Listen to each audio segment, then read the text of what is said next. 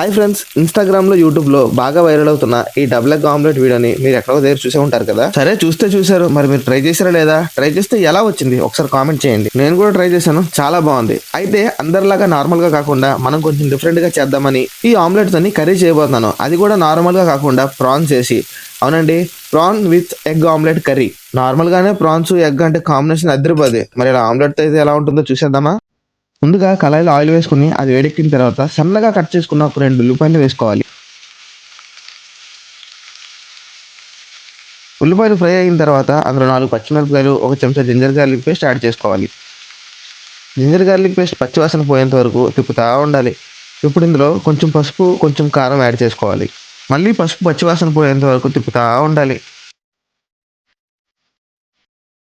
పసుపు కారం ఫ్రై అయిన తర్వాత ముందుగా కడిగి పెట్టుకున్న రొయ్యల్ని ఇప్పుడు ఇందులో వేసుకోవాలి.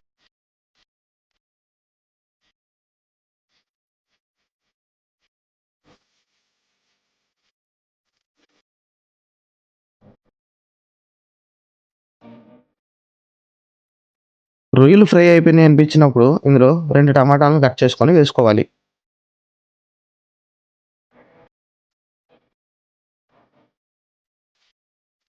నాన్ వెజ్ ఐటెమ్‌కి గరం మసాలా లేకపోతే ఎలాగా? అందుకే కొంచెం గరం మసాలా వేసుకొని, దాంతో పాటు కొద్దిగా సాల్ట్ కూడా వేసుకొని కలుపుకోవాలి.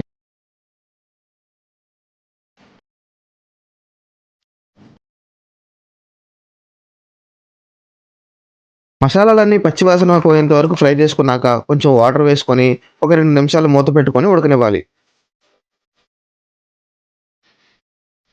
ఈలోగా మనం ముందుగా ఫ్రై చేసి పెట్టుకున్న ఆమ్లెట్‌ని చిన్న చిన్న ముక్కలుగా కట్ చేసుకుందాం. చిన్న చిన్న ముక్కలన్నానని మరీ కీమా చేసేయకండి. మీడియం సైజులో కట్ చేసుకోండి.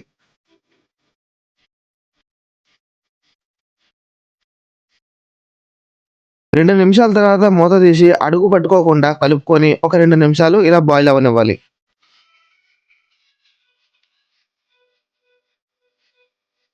సో ఫైనల్‌గా గ్రేవీ అయితే రెడీ అయిపోయింది. ఇప్పుడు ఇందులో కట్ చేసి పెట్టుకున్న కొంచెం కొత్తిమీరని, అలానే మనం కట్ చేసి పెట్టుకున్న ఆమ్లెట్‌ని వేసి కలుపుకోవాలి.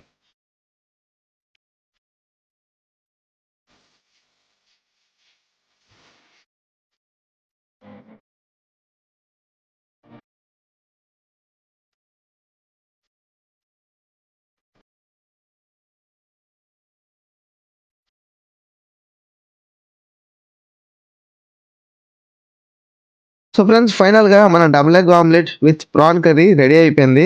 సో చూస్తున్నారు కదా! ఐ హోప్ మీకైతే వీడియో నచ్చిందనుకుంటాను. వీడియో నచ్చితే ఖచ్చితంగా లైక్ చేయండి. అలాగే ఛానెల్‌లో కొత్తగా వచ్చినట్లయితే సబ్స్క్రైబ్ చేసుకోండి. ఎలాగో ఇంతవరకు చూసారు. వెళ్తూ వెళ్తూ ఒక కామెంట్ పెట్టొచ్చు కదా!